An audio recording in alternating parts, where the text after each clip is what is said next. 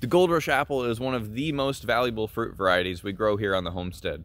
Not only is it absolutely delicious, but it's now the second day in April, and here I am with nearly a full gallon worth of apples still left from last year's growing season.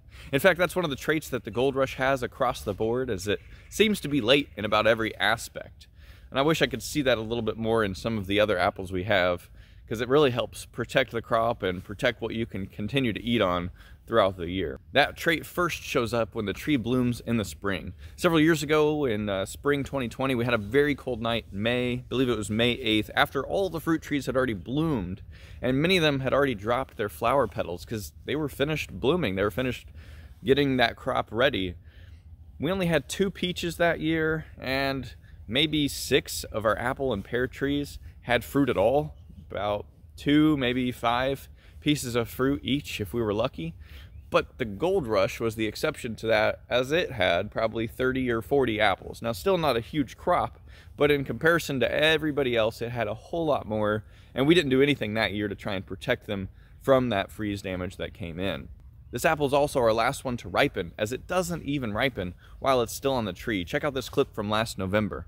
Here we are, November 2nd, and not a single one of them looks gold. This is about the first thing you'll notice. They're all still quite green, just tiny little indications that they'll turn color later, slightly lightening up in color. Certainly the sooty blotch and fly speck on here don't really help you see that, but still quite green, and we'll probably be looking at about another month before we see any of these get ripe. So that clip was from early November, and if you saw my video on letting apples freeze on the tree on purpose, that was this tree.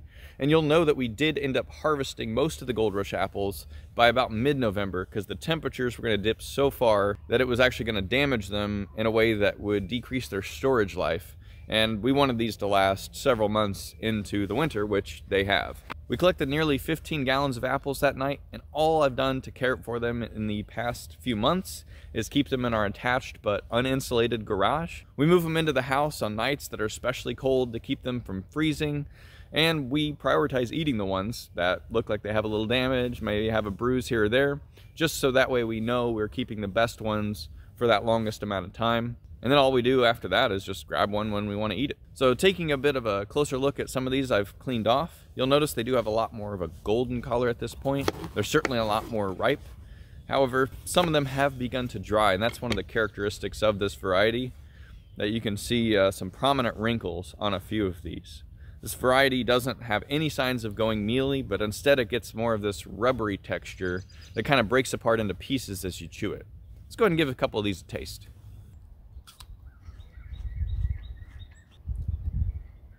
That's still a really good apple. That's excellent.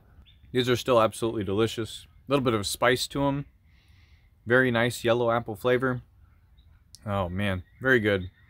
Well, I went ahead and cut up the least wrinkly one I have left. It's still got a little bit of juice in there to it. Still a little bit wrinkly, but not nearly as much as that first one I cut. But I'm gonna go ahead and give this a taste. Oh wow, that's still popping with flavor. It's got a little bit more of that spicy flavor to it. It's got a little bit of candy apple flavor as well on this one. Didn't taste that as much on the other one, but this is probably the best one I've had in a while. It does break off when you eat it. It doesn't chunk off like some of those frozen ones that were in that last video. Yeah, it's amazing to have such an awesome apple flavor. Still very authentic. Doesn't have the refrigerator flavor because it was just stored in the garage in an open area. Didn't have any of that picked up. Just from our own trees, not from a store. And the fruit is about to set again on that tree, and I haven't even finished off all the apples. But overall, I absolutely recommend this variety. It's a great one if you want to extend your season. That's why I consider it one of the most valuable varieties, is because you can harvest it and you can eat from it for 5-6 months easily. If you have several trees, you could eat them year round if you have the right storage situation set up. And they won't lose their flavor. They'll taste sometimes even better the longer you wait. And just awesome quality. And it's hard to go wrong too, because I'm not even trying to store these well and they're still this good. So absolutely recommend it, especially for amateur homesteaders like me that just want to get out there, get some varieties that just kind of you can eat from year-round.